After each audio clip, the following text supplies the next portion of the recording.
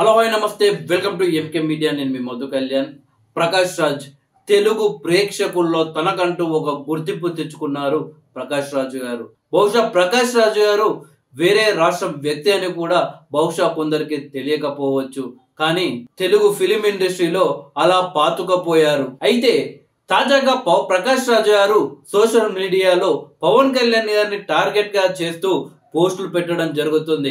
అయితే ఆయన ఎవరి మన్ననాలు పొందడానికో లేకపోతే ఎవరైనా పార్టీ అధినేతకు దగ్గర అవ్వడానికి ప్రయత్నాలు చేస్తున్నారో కానీ సోషల్ మీడియాలో పవన్ కళ్యాణ్ గారిని టార్గెట్ చేస్తూ వరుసగా ట్వీట్లు చేయడం మొదలు పెట్టారు.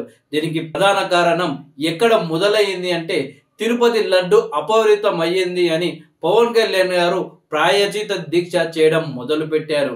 ఒక హిందువుడిగా తిరుమల వెంకటేశ్వర స్వామి అంటే తెలుగు ప్రజలకు ఆరాధ్య దైవం. అలాంటి గొప్ప స్వామి వారి దగ్గర ఫేమస్ అయినటువంటి లడ్డు విషయంలో అలా జరిగి ఉండొద్దు అని యావత్ భారతదేశం మొత్తం భావిస్తుంది.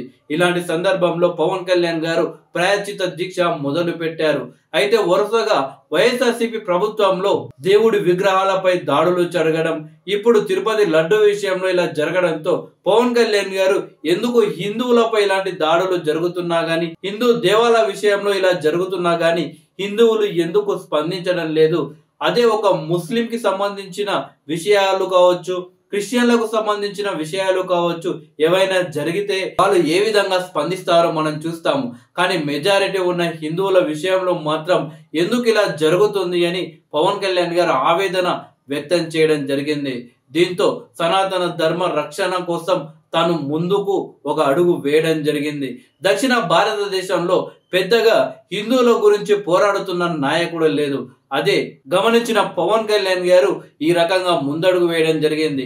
అయితే ప్రకాష్ రాజు గారు మతాల మధ్య ఎందుకు చిచ్చు పెడుతున్నారు అంటూ ఆయన సోషల్ మీడియాలో ట్వీట్లు చేయడం మొదలు పెడుతున్నారు. పవన్ కళ్యాణ్ గారు ఎక్కడ కూడా మతాల మధ్య చిచ్చు పెట్టలేదు. మన మతానికి అవమానం జరిగినప్పుడు మనం స్పందించాలి, ఇతర మతాలను గౌరవించాలి అని చెప్తున్నారు. కానీ ఇతర మతాలను ద్వేషించాలి అని ఆయన ఎక్కడ కూడా చెప్పడం లేదు. సనాతన ధర్మ రక్షణలో పవన్ కళ్యాణ్ గారు ఉంటాన్ని ప్రకటించినప్పుడు మీరు సనాతన ధర్మ రక్షణలో ఉండండి, మేము సమాజ రక్షణలో ఉంటామని ప్రకాష్ రాజు గారు అన్నారు. అయితే ప్రకాష్ రాజు గారు ఎక్కడ సమాజ రక్షణలో ఉన్నారో అర్థం అవ్వడం లేదు. ఏపీలో కావచ్చు, తెలంగాణలో కావచ్చు, తాజాగా వచ్చిన వరదల విషయంలో కావచ్చు, అట్లా కేవలం ఇదే కాకుండా చాలా సందర్భంలో పవన్ కళ్యాణ్ గారు రెండు రాష్ట్రాలకు అండగా ఉన్నారు. రెండు రాష్ట్రాలే కాదు, ఇతర రాష్ట్రాల్లో కూడా ఏదైనా సమస్య వచ్చినప్పుడు పవన్ కళ్యాణ్ గారు అండగా ఉండేవాళ్ళు. అయితే ప్రకాష్ రాజు గారు మాత్రం ఎక్కడ కూడా పెద్దగా ఆర్థిక సహాయాలు కావచ్చు, అక్కడ ఉన్న ప్రజలకు అండగా ఉన్న సందర్భాలు లేవు. ఆయన ఏదో రాజకీయంగా ఏదో ఒక పార్టీకి దగ్గర అవడానికి గత కొన్ని సంవత్సరాలుగా ప్రయత్నాలు చేస్తున్నాడు. గతంలో బీఆర్ఎస్ పార్టీకి దగ్గర అవడానికి తీవ్ర ప్రయత్నాలు చేశారు. కేసీఆర్ తో కలిసి కొన్ని రాష్ట్రాలు కూడా తిరగడం జరిగింది. దెబ్బకు బీఆర్ఎస్ పార్టీ ఓడిపోవడంతో మళ్ళీ బీఆర్ఎస్ పార్టీ వైపు ప్రకాష్ రాజు వెళ్ళడం లేదు.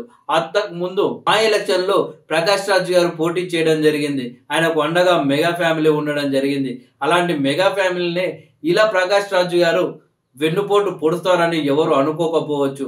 అయితే ప్రస్తుతం వైఎస్ఆర్సీపీకి సంబంధించిన కార్యకర్తలు వాళ్ళకు క్లారిటీ లేక ఏందో కానీ పవన్ కళ్యాణ్ గారిని కావచ్చు, జనసేన పార్టీని కావచ్చు ఎవరైనా విమర్శిస్తే చాలు ఇక వాళ్ళని వాళ్ళ భుజాన ఎత్తుకొని మరి వాళ్ళని మోస్తుంటారు.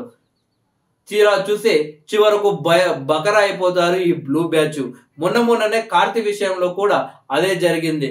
పవన్ కళ్యాణ్ గారు కార్తీక్ సంబంధించి ఏదైతే లడ్డు గురించి జోక్ చేశారో సో దాని గురించి స్పందించడంతో బ్లూ బ్యాచ్ మొత్తం కార్తీక్ అండగా నిల్చొని నీ పని అయిపోయింది పవన్ కళ్యాణ్, ఇంకా చూడండి ఇంకా అలా స్టేట్ లో నీ పని అదైపోయింది ఇదైపోయింది అని చెప్పి సోషల్ మీడియాలో పెట్టారు. తీరా చూసే కార్తీక్ గారు పవన్ కళ్యాణ్ గారిని క్షమాపణ కోరడం జరిగింది. దీంతో వైసీపీ బ్యాచ్ మీరు ఎందుకు సారీ చెప్తారు, ఎందుకు సార్ చెప్పినాక ఏముంటది ఆడ.